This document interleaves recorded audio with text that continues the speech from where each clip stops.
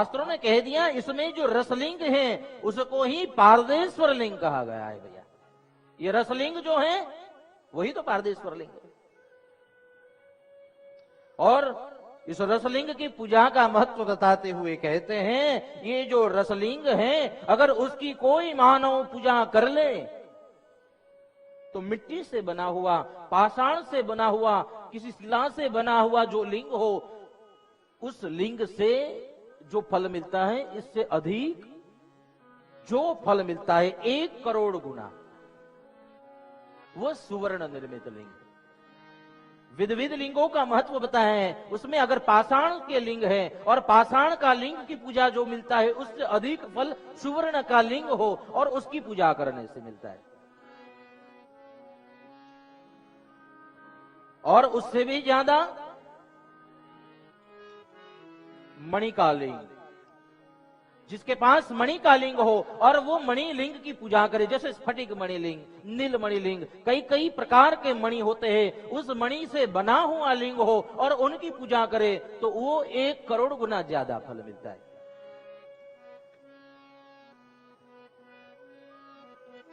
उससे ज्यादा अधिक फल, 1 करोड़ अधिक फल जो बाण लिंग, जिसको नर्मदेश्वर लिंग कहा गया है, उसके पूजन से मिलता है।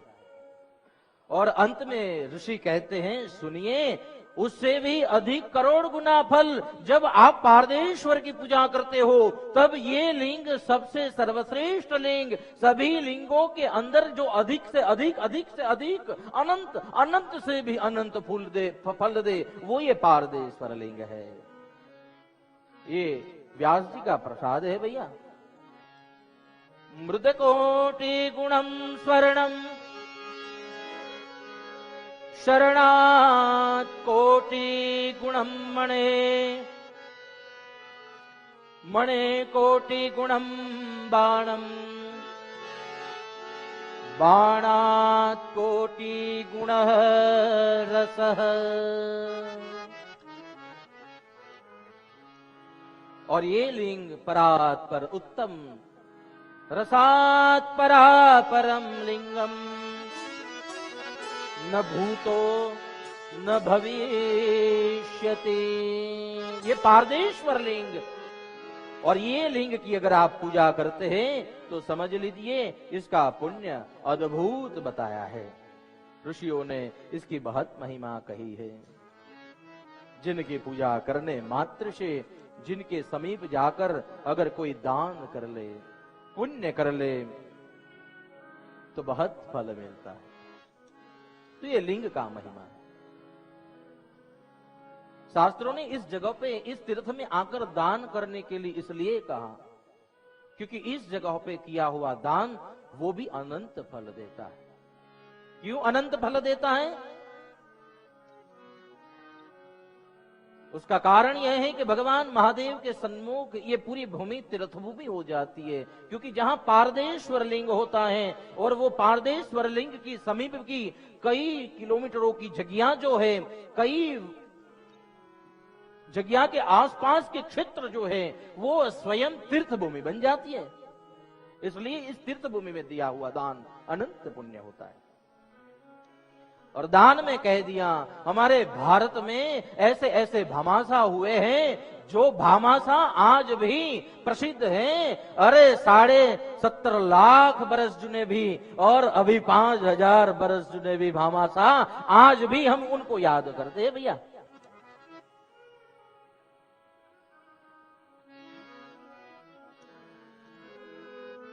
हमारे यहां ऋषि प्रणीत 2 इतिहास है, और वो 2 इतिहास यानी रामायण और महाभारत। सुनिए, मैं कोई नोबेल इस नए इतिहास की बात नहीं कर रहा हूं आज जो स्कूल में पढ़े जा रहे हैं भैया। हम अपने इतिहास की बात कर रहे हैं जो ऋषि प्रणीत हैं, जिनमें हम आस्था रखते हैं, जिनमें हम श्रद्धा रखते हैं, वो इतिहास की बात कर रहा हूं। उसमें यहां पे एक महाभारत जो 5000 वर्ष पूर्व हुआ, उसमें एक कर्ण नाम के दाता हुआ। जिसको आज भी हम क्या कहते हैं, दानवीर कर्ण। क्या नाम दिया है हमने, दानवीर कर्ण। और शास्त्रों ने दानवीरों को क्या उपमा दी है, तो शास्त्रों ने, वेदव्यास ने कहा है, ये दानवीर जो होते हैं वो हमारे पंचो 10 रत्न है, 5 और 10 15, दाता पंच दशम रत्न। समुद्र मंथन जब हुआ था उसमें 14 रत्न निकले थे, और बाद में ऋषियों ने जोड़ा, कहा अगर कोई पृथ्वी पर का और कोई रत्न है तो ये मेरे दानवीर भामासा। 15वां रत्न कौन है, दानवीर भामासा। जो जो दान देकर शहीद हुए हैं, जो जो दान देकर इस पृथ्वी से गए हैं, आज भी कभी कोई भूला नहीं है, आज भी हम दानवीर कर्ण को याद करते हैं। युद्ध भूमि में जब दानवीर कर्ण थे, दानवीर कर्ण की स्थिति क्या थी तब, जब शरीर में बाण लगा था और शरीर से रुधिर बह रहा था, और जहां पे शरीर से रुधिर बह रहा हो, जीव निकल रहा हो, उस समय में कोई दाता आ जाए तो क्या स्थिति होती है। हमारे घर पे हम सोए हुए हो और कोई जगा दे तो हम भी क्रोधित हो जाते भैया, ऐसा है ना अपना, हम क्या करते हैं, क्रोध करते हैं।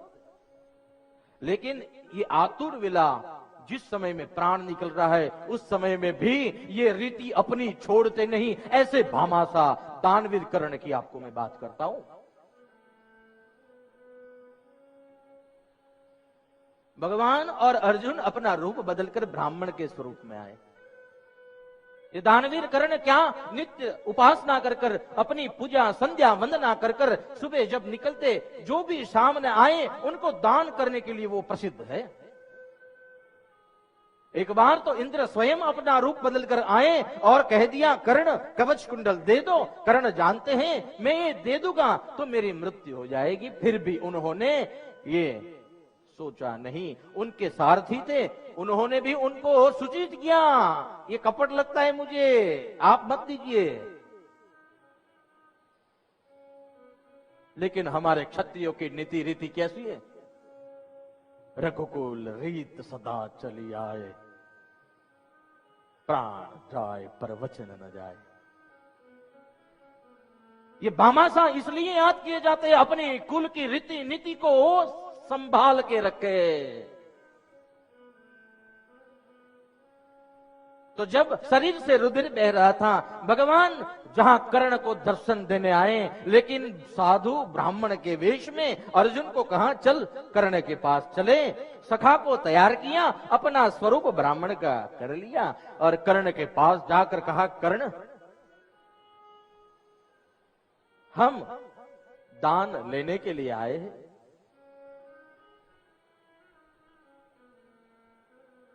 कर्ण ने कहा, अभी मेरे पास यहां तो कुछ नहीं है, लेकिन मैं आपको कहा जहां भेजता हूं वहां जाइए, आपको जितना चाहिए उतना मिल जाएगा भैया। भगवान और अर्जुन ब्राह्मण के वेश में आए थे, पहचाने नहीं जाते थे।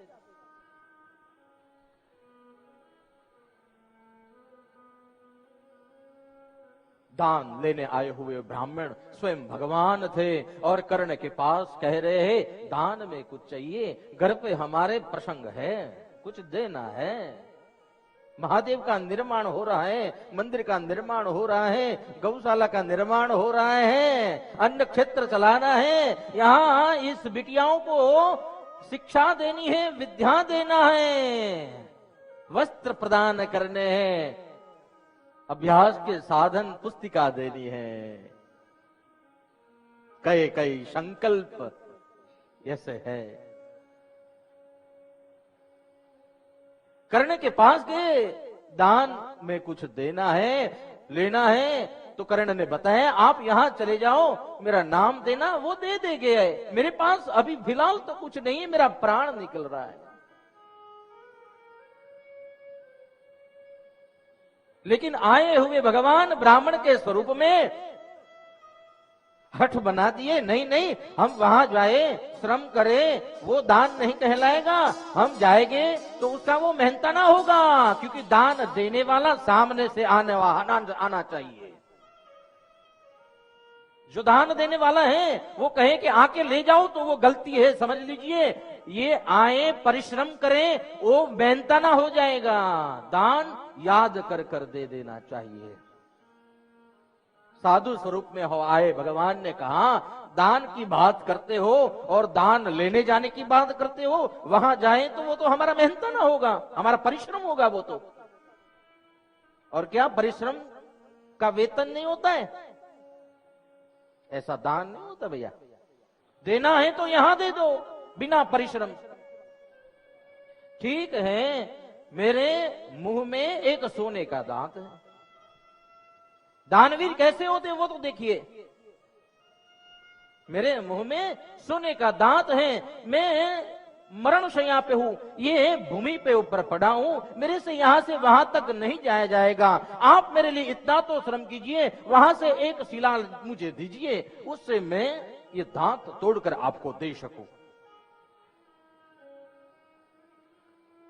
भगवान भी भक्तों की परीक्षा करने के आए।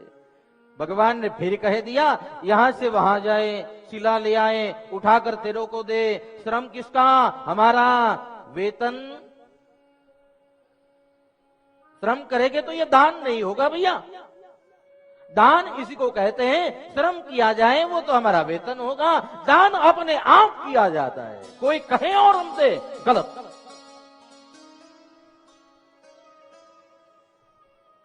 कर्ण जो था, जमीन पे जैसे सर्प घिसता घिसता जमीन के ऊपर चलता, उस प्रकार अपने सारी शक्ति इकट्ठी कर कर्ण वहां जाने लगा। अपनी भूमि में खिसकता खिसकता वो शिला पड़ी थी, वहां गया, हाथ में शिला ली। कर्ण ने उस शिला से अपने दंतुन को तोड़ा, दांत को तोड़ा, और दांत को तोड़कर हाथ में लिया। लीजिए, ये सोने का दांत है, इससे बेचकर आप अपनी मनसा पूरी कर लीजिए, मेरा ये दान आप स्वीकारिए। भगवान परीक्षा करने आते हैं ना, तब बहुत कठिन परीक्षा करते। कैसी कठिन परीक्षा सुनिए। भगवान जब आते हैं ना, तब पहले मिलते हैं ना, तो पूरी दुनिया के कष्ट भगवान हमको देते हैं। यहाँ कर्ण जो अपना जीव निकालने के लिए जो आतुर काल है, प्राण निकलने वाले हैं, उस समय में भी कर्ण को कह रहे हैं, ये दांत जो खून से लथपथ, मांस के लोचे उसके ऊपर है, ये तो सोने का होने के बावजूद भी अशुद्ध है, हम ऐसा दान नहीं ले सकते भैया। कर्ण, हम ऐसा दान नहीं ले सकते।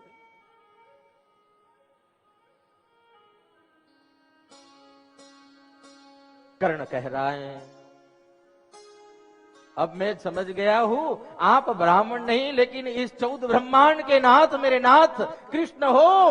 आप कृष्ण हो, और कृष्ण होने के लिए अब आप आए हो तो दान लेकर ही जाइए। आप ठहरिए। उन्होंने, कर्ण ने अपना बाण धनुष लिया और धनुष से पृथ्वी में से गंगा को प्रकट कर दिया, और हाथ में दांत रखा, और वो गंगा स्वयं प्रकट होकर उस दंतुन को धो रही है। और साफ होने के बाद कह दिया, भगवान ब्राह्मण के वेश में आप अर्जुन के साथ आए हो, मैं जानता हूं, लीजिए ये मेरा दान, आप लीजिए ये दान। भगवान प्रसन्न हुए। भगवान के आंख में भी उस समय में अश्रु आए हैं भैया। मेरे भगवान करुणा कितनी करते हैं, देखो तो सही। भक्त के लिए, भक्त के ही ऊपर कृपा करने के लिए वहां पहुंच गए। पूछा, कर्ण तेरे ये दान के संकल्प से प्रसन्न हूं, कुछ चाहिए मांग। कर्ण कह रहा है, प्रभु अगर आप कृपान्वित है, एक कृपा कीजिए मेरे पर। जो जगह जिसको अविवाहित कही गई हो, कुंवारी जिसको कही गई हो, मेरा अंतिम संस्कार उस जगह पे कीजिएगा, चरणों की भक्ति कर सकूं, ऐसी जगह जो बड़ा तीर्थ हो। आज भी सूरत में 3 पत्ती का बल है, वहां एक जगह पे कर्ण का अग्नि संस्कार भगवान ने पूरे जगहों में से उस जगह पे लाके वो अग्नि संस्कार किया था। दानवीर भामास ऐसे होते हैं, कभी भी अपनी रीति नीति को नहीं भूलते।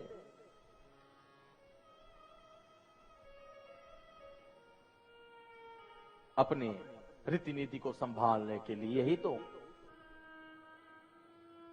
ऐसे ऐसे भगवान भक्तों के ऊपर कृपा करते हैं, ऐसे ऐसे भक्तों के सामने भगवान दर्शन देते हैं और उनको मोक्ष देते हैं। तो ये मेरे भगवान नाथ की महिमा है, मेरे महादेव की महिमा है। तो भगवान नाम का महिमा अद्भुत है, और ये नाम हमारे शरीर में जितने श्वास है उतनी दफा किया जाए। एक दिन में 2, एक दिन को क्या कहते हैं? अहोरात्र। दिन और रात मिलाकर अहोरात्र होता है। इस दिन में 24 घंटे होते हैं। इस दिन की 24 घंटे की अंदर कितनी सेकंड होती है? 21,600। कितने श्वास होते हैं? 21,600। और इस 21,600 श्वास में से भी आप अगर इतने से 50% भी जप कर लो भगवान नाम का, आपकी नैया पार उतर जाएगी। आपके श्वास में जितने श्वास है उतने उतने नाम आपके अंदर से निकलने चाहिए।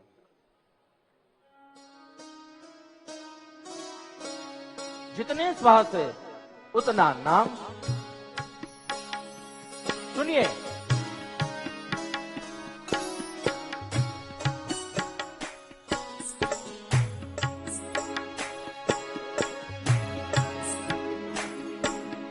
सांसों की माला पे घुंघरू में शिव का नाम, सांसों की माला पे घुंघरू में शिव का नाम, सांसों की माला पे घुंघरू में शिव का नाम,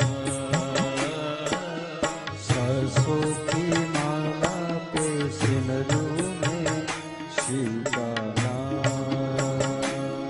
यही मेरी बंदगी है, यही है मेरी पूजा, सरसों की माला पे सिमरू में शिव का नाम। अपने मन की मैं जानूं और मेरे मन की नाम, अपने मन की मैं जानूं मेरे मन की नाम, सांसों की माला पे, सांसों की माला पे सिमरू में शिव का नाम, सांसों की माला पे सिमरू में शिव का नाम। जय हो।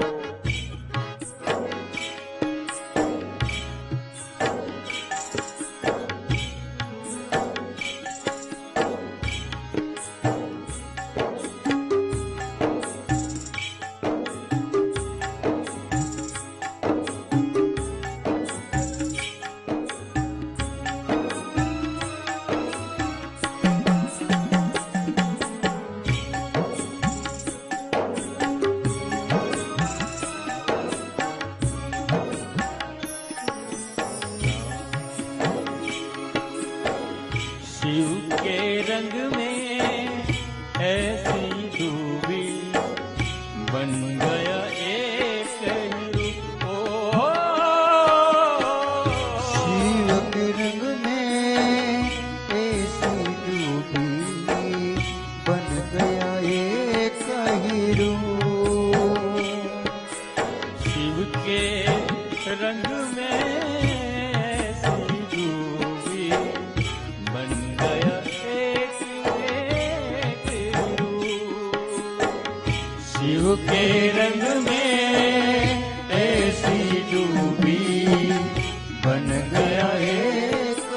रूप। शिव की माला जपते जपते आज बनी मैं नाम। शिव की माला जपते जपते आज बनी मैं सांसों की माला पे सांसों की माला पे सिमरूं मैं शिव का नाम। सांसों की माला पे सिमरूं मैं शिव का नाम। यही मेरी बंदगी है, यही है मेरी पूजा। सांसों की माला पे सिमरूं मैं शिव का नाम। सांसों की माला पे सिमरूं मैं शिव का नाम। सांसों की माला पे सिमरूं मैं शिव का नाम। सांसों की माला पे सिमरूं मैं शिव का नाम। भांग पियाला जब से पिया है, जीता है ये हाल, जीता है ये हाल। भांग पियाला जब से पिया है जी का है हाल।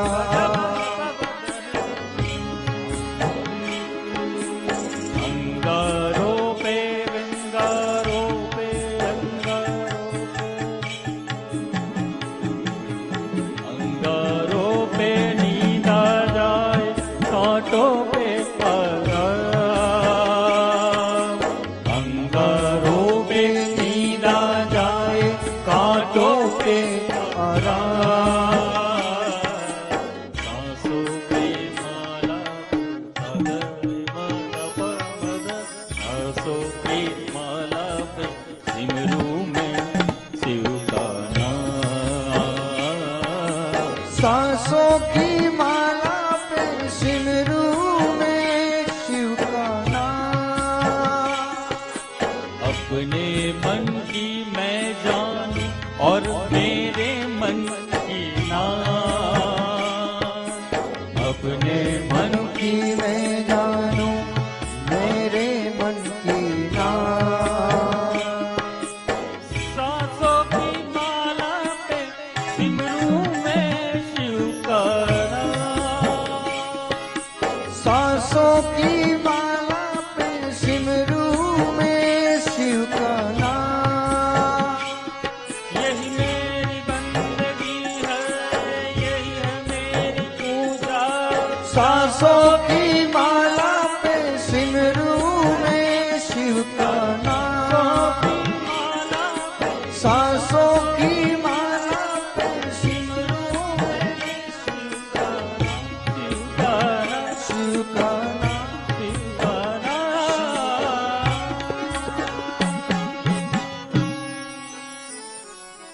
भगवान नाम का महिमा ऐसा है, दिन में 21,600 श्वास होते हैं। इस श्वास के 50% भी 50% भी हम भगवान का नाम ले लेने, अपना बेड़ा पार।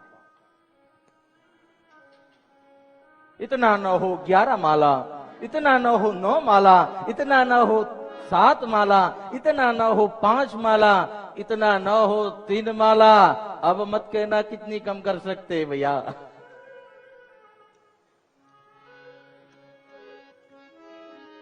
तो भगवान नाम का महिमा बताया और ब्रह्मा और नारायण ने इस नाम के महिमा को जानकर बहुत प्रसन्नता व्यक्त की, भगवान की स्तुति की, वंदना की।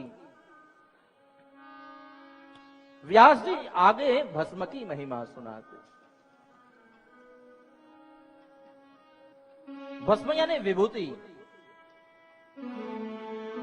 ये विभूति 3 प्रकार की होती है, जिसमें लोक विभूति एक लोक विभूति है।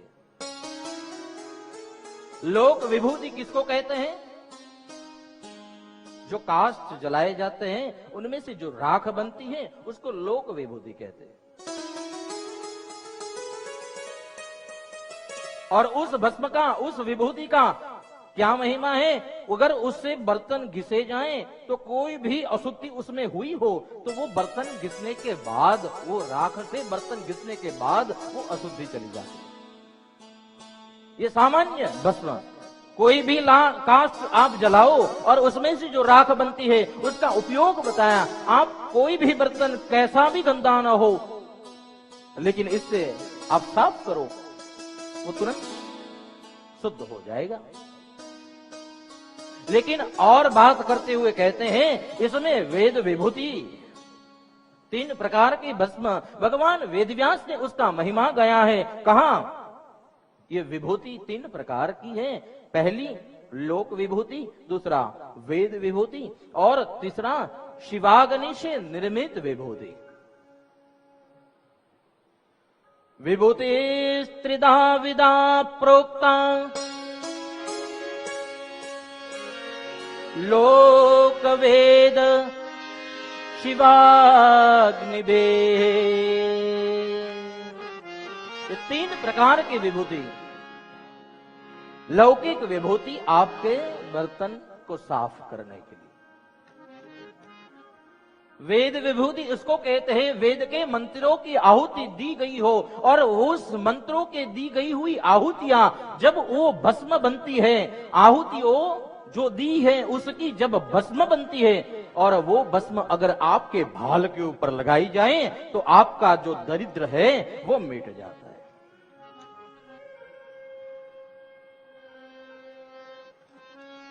इसको वेद विभूति, वेद के मंत्रों से दी हुई आहुतियां।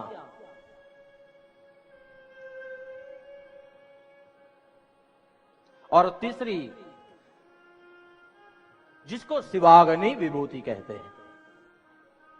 और ये शिवाग्नि विभूति भगवान के विशेष मंत्रों से, भगवान महादेव की विशेष मंत्रों से जो की गई उपासनाएं हैं और उन मंत्रों को ब्राह्मण विप्रों ने प्रेम से, भाव से दिया है। वेद मंत्रों, शिव के मंत्रों की आहुति, वही तो शिव भस्म है, शिवाग्नि भस्म है।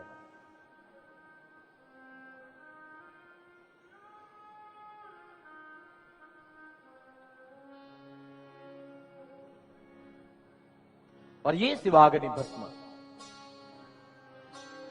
उस भस्म को आप हाथ में लीजिए और उस भस्म को जैसे हाथ में लेते हैं, समझो एक चम्मच भस्म लिया और आपके हाथ में डालें और उस भस्म में अगर समझ लो 1000 रज हुई तो 1000 भस्म आपके बदन पे, आपके शरीर पे लगेगी। और जितने उसमें ये भस्म की रज है उतने शिवलिंग का पूजन का फल इस भस्म को लगाने से मिलेगा।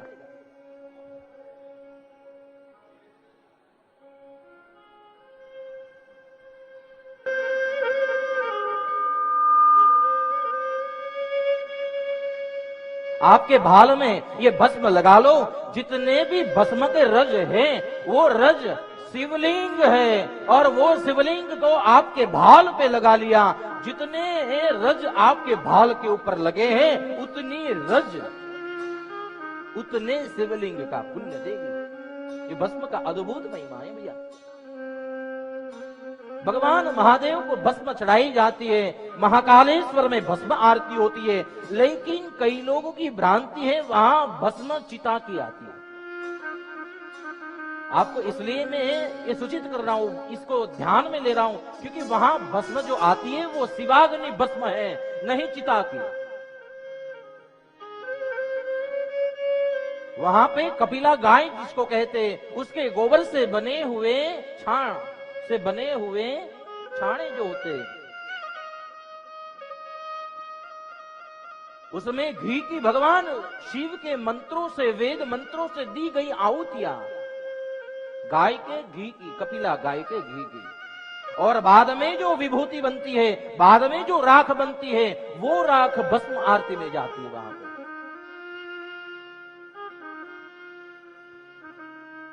शास्त्र कहता है जिसके भाल के ऊपर भस्म हो, समझो वो बहुत धूर्त भी हो तो भी उसको वंदन करने योग्य बन जाता है। ये भस्म का महिमा है। धूर्त क्यों न हो, अपने भाल में अगर भस्म लगा ली तो समझ लो वो धूर्त नहीं पूजनीय बन जाता है।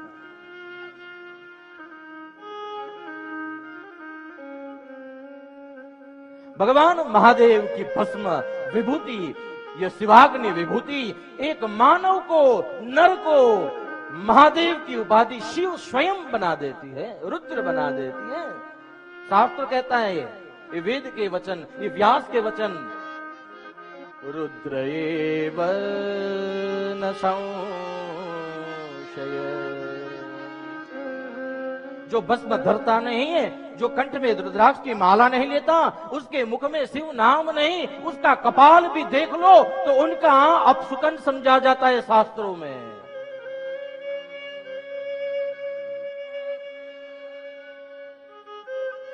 भस्म न लगाओ, आपके इष्ट का जो तिलक हो वो लगा लो, भाल के अंदर तिलक होना चाहिए। तिलक के बिना उनके दर्शन अपशुकन माने गए थे। अगर ऐसे आदमी जिसके भाल में भस्म लगी हो, उसके कंठ में रुद्राक्ष माला हो और उनके मुख में शिव नाम हो, तो भगवान महादेव स्वयं उसके भीतर विराजमान है, ऐसा समझकर भी उसको वंदन करना चाहिए, उस मानव को वंदन करना चाहिए, वो पूजनीय हो जाता है।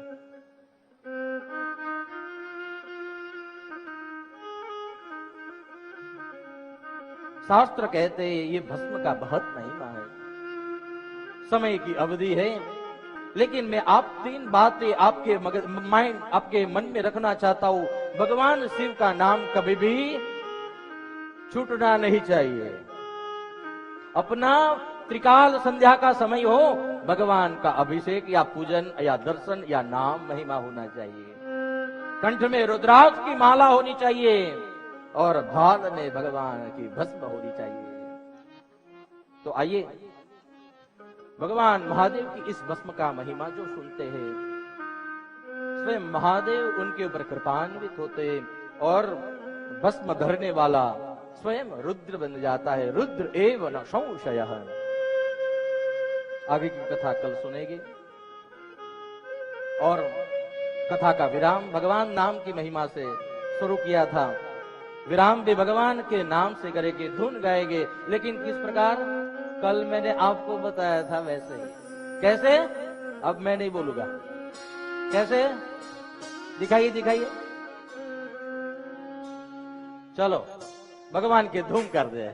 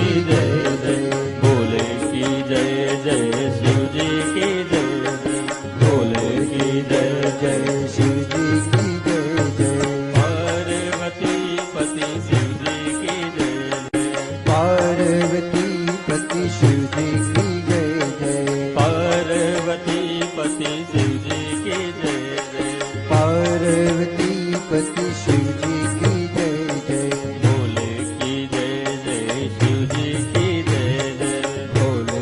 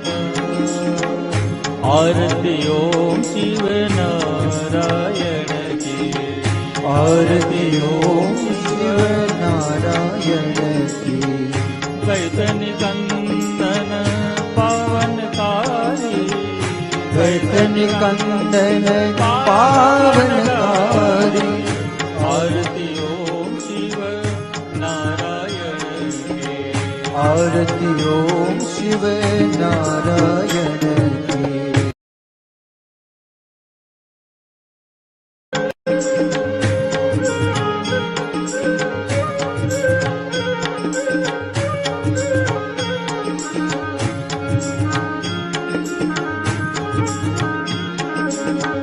विधि वशिष्ठ अरु शक्ति पराशर विधि वशिष्ठ शक्ति पराशर व्यास देव सुख गौड़ प्रभु की व्यासदेव सुत गौड़ प्रभु की आरती ओम शिव नारायण की आरती ओम शिव नारायण की गोविंद मुनि अतीवर श्री शंकर गोविंद मुनि अतीवर श्री शंकर मत्स्य पूर्व वराह नारायण मत्स्य कूर्म वाराह नारायण आरती ओम शिव नारायण की आरती ओम शिव नारायण की